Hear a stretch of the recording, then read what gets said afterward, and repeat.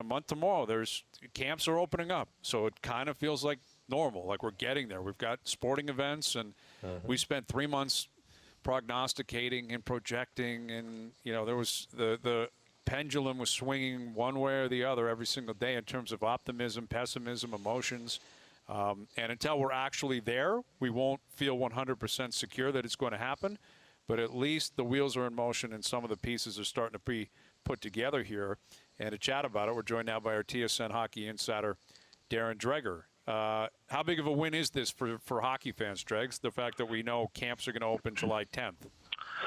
Well, I mean, that's the target, right? I mean, the NHL, the Players Association have agreed that July 10th is the target date. But there's always that caveat that, okay, well, if something happens, then clearly, we're going to have to be in a position to delay if necessary. But, there's no reason to believe that something is going to happen, but you have to be prepared. So it's a pretty significant step because no different than the initiation of Phase 2 for me.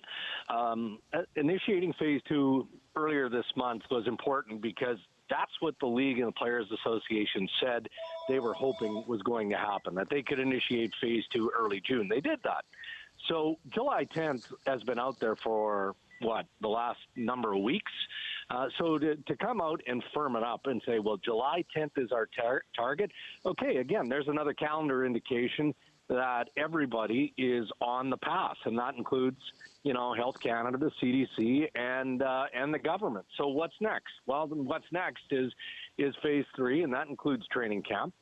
But prior to that, they've got to identify the 2 hub cities. So there's going to be a fair bit of back and forth. The Canadian government is going to have to step up, and I believe they will as early as tomorrow to say that, look, as long as you've self-quarantined for 14 days in Canada, or you're going to quarantine for 14 days in your hub city, you'll be fine. There's no reason for the double quarantine, which was gumming things up, and to be fair, for the NHL and the NHLPA.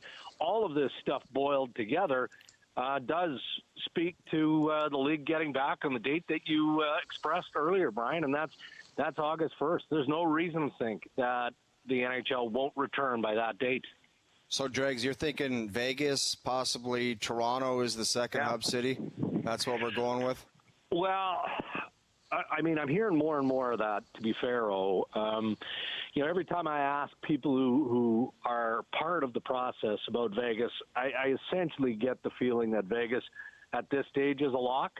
And if the Canadian government comes out and loosens the restrictions in the fashion that I just talked about, and I expect that's going to happen as early as tomorrow, then why shouldn't Toronto be considered a primary target? And I understand that Ontario was hit hard by COVID-19, but I'm sure that the NHL, in conjunction with the Toronto Maple Leafs, maybe the Players Association involved in this as well, have done a full data analysis, right? And you can break down the pockets of COVID-19 in the greater Toronto area. So if everybody's okay with that, and by everybody, I mean the health authorities, because that's who matters, then you have to look at the positives and what Toronto brings. Toronto is, as we've talked about before, already blocked off a couple of multi-pad facilities for practicing for the 12 clubs. They've got Rico. They've got the main arena. I believe they've got a couple of hotels already secured. And another thing that matters to the NHL and the Players Association, which I didn't really think of until I was told about it earlier today, was the World Cup experience that Toronto has. So it's not about the fans, because there won't be fans in the building, but you're hosting a 12-team mega event. So it's important to have some of that experience. What about their practice, or like the Ford facility, or like wouldn't that be in play too? Yeah. No question. Scotiabank Pond, I'm told, has effectively been secured, and that's a great practice facility. I mean, it's a minor hockey mecca, so you've got multi-pads there. The Ford Performance Center, again, another multi-pad facility. You've got Rico if you need it, and the main rink. So, and look, guys, this is going to sound elitist and very Toronto-centric, but you guys know this because you played in Toronto and played for the Maple Leafs. I mean, players like coming to Toronto and playing in Toronto. And the players have a voice in this process. And with great respect to some of the other hub centers that are being discussed, including the Canadian centers in Edmonton and Vancouver, I get the sense that the players would rather play in Toronto. If it's healthy and safe, then I get that sense that players would prefer Toronto as a hub. Yeah, I mean, it makes a lot of sense, Dregs, for all the reasons that you said. But Johnny, who cares? Like, it's not like you can experience the city. Yeah, it's not like the bars. Like, I would get it if it's like, hey, you're not going anywhere. Yeah. But that's what I wanted to, like, Dregs, how much freedom do the players think they're going to have? Because I've heard different and read different clips about players saying, well, we'd like to be able to not just stay in the hotel, like maybe beyond the first 2-week quarantine thing, but how much freedom are the players anticipating having while they're in this bubble, which might allow them to enjoy Toronto over Columbus or Pittsburgh or Edmonton or wherever? Well, I don't know what they're expecting, Mike, but I do know it's going to be tighter than what they might expect. Apparently. But you can get creative in that as well, too, right? I mean, you know, maybe you identify 3 top restaurants in Toronto, and those restaurants are effectively open to the 12 teams. The bubble. Yeah. They become part of your self-isolation and that bubble. Edmonton was the first early on in the process to suggest, hey, you know, we will secure a private golf club. And, you know, one team plays it in the morning, the next team plays it in the afternoon. There's enough time there to sanitize, do whatever you got to do. But it gives the players a distraction and something to entertain themselves when they're not at the rink or in the hotel. And that, I'm sure, could apply to Toronto as well. But trying to answer your question, that's what players want to know right now.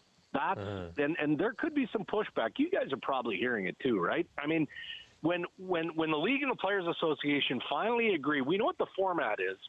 We know what the competitive aspect is going to look like. But the players don't know yet what that hub environment is going to be like.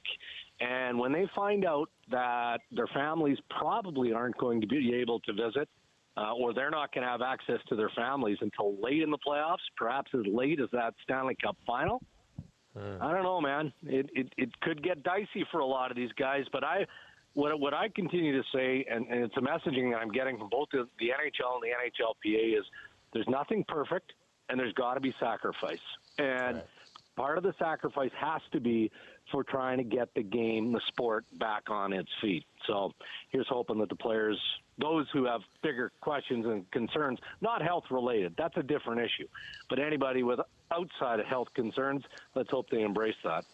Well, yeah, I mean, I'm looking at some timetables based on what the NBA is dealing with, but they're both the same. I mean, it's going to be the same thing. You got to win 4 rounds, best of 7. You know, same amount of teams are going to be there, 16.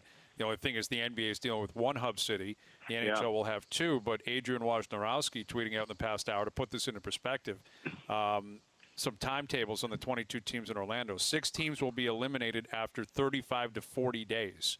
Yeah. So at a minimum, you're in there for 35 to 40 days. 14 total teams will be gone by 53. And if you make it to the finals, the conference finals, that's 82 days. They're saying you're going to be in this. But they're having training camp there, Hayes, right? Like the basketball teams are having training camps. So the NHL teams will have training camps in their own cities and then pop up to wherever or down to wherever the cities are. So let's say the puck drops on August 1st. Are you hearing, Dregs, they're going to fly in on July 30th? Like what happens there? What's the timeline? Yeah, I don't think so. And see, they haven't agreed yet on the length of training camp, as we've already discussed, right? So if training camp is 2 weeks, because most guys are skating and have been for a while now, right? So, you know, they're not going to be in game shape. We know this, but maybe they don't need as long. I'm not certain yet, and I don't know that this has been agreed on yet. You know, they're definitely going to have to be tested when they get to the hub centers. No question about that. And multiple times they'll be tested throughout that process. So, you know, I'm assuming that you're going to be tested in your NHL club city, again, probably a couple of times or more than a few times, certainly before you get on the airplane to go to your hub city, and then you're tested again as soon as you get there. So depending on what the turnaround time is, I can't imagine that teams wouldn't have to be in their hub city days in advance of August 1st or days in advance, whatever the startup date is. Right. Well, we'll and see. exhibition games, right? You fly up there July 24th. Yeah. You get tested. You start playing exhibition games July 28th, July 30th. A couple more days off. You've been there for a week. You've been tested for a week, and off you go August 1st. Yeah. You know, and then you could be home 5 days later. So I mean, you might only be out of your home city for 10 days, 2 weeks, if you get locked out in the play-in round. And look, the timeline of all that makes sense from a corporate perspective as well. Don't forget, the networks don't have the Olympics this summer, right? And I believe that window opens on what? Like end of July, July 26th, July 27th, something like that.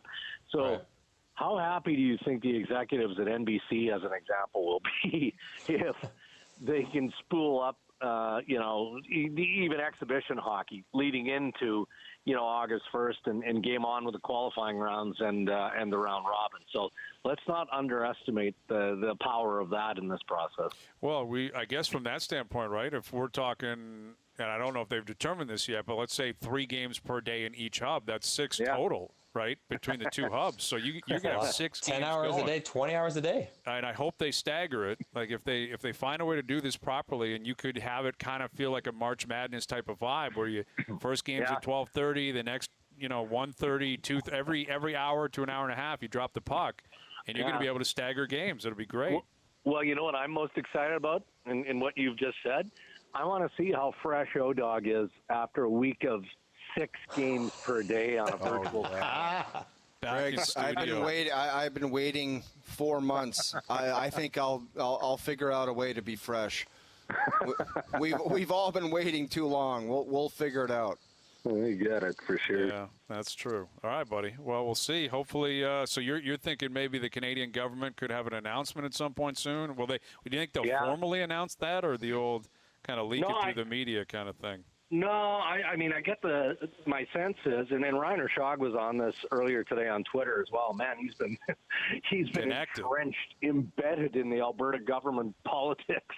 But he tweeted something which absolutely aligned with the information I shared on insider trading, and I think we could get something from Prime Minister Trudeau as early as tomorrow. Okay. Well, there you go. And that'll be a game breaker in terms of hub cities, in terms of quarantine.